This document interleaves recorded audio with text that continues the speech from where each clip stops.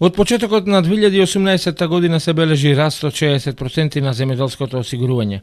Земјоделците кои во изминатите години многу ретко ги осигуруваа своите посеви од временски непогоди, веќе почнаа да купуваат полиси за осигурување. После големиот пат на земјоделското осигурување во 2016, односно 2017 година, бројките на Агенцијата за супервизија на осигурувањето, АСО, во првата половина од годинава покажуваат драстичен раст.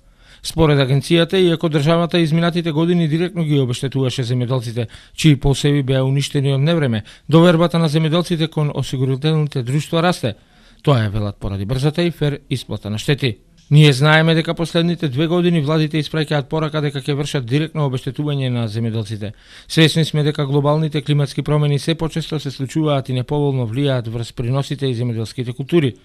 Искуствата кажуваат дека друштвата за осигурување се тие што можат да исплатат фер исплата и брза исплата на штети, вели Климе Поповски од Агенцијата за супервизија на осигурувањето.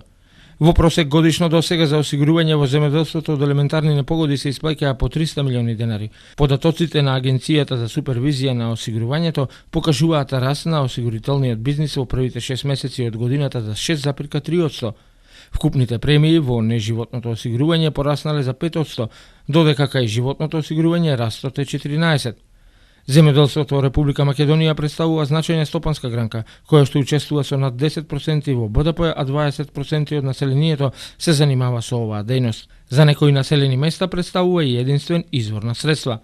Република Македонија располага со 190.752 хектари обработливо земјиште и има регистрирано околу 72.000 земјоделци.